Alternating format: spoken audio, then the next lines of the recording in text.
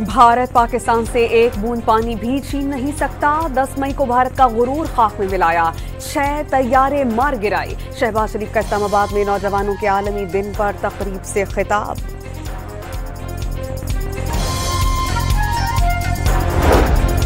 पाकिस्तान और अमेरिका के दरमियान तजारती معاہدے के तहत मामलात तय पागئے। ऐलान जल्द मुतवक्के। अमरीका तेल और गैस की तलाश, कानकनी, मादनियात और दीगर शोबों में सरमायाकारी करेगा, ज़राए का दावा। 9 मई जलाओ घिराव के 2 मुकदमात में बड़ी पेशरफ। डॉक्टर यास्मीन राशिद, उमर सरफराज चीमा, मियां महमूद रशीद और एजाज चौधरी की जायदादें जब्त करने का हुक्म।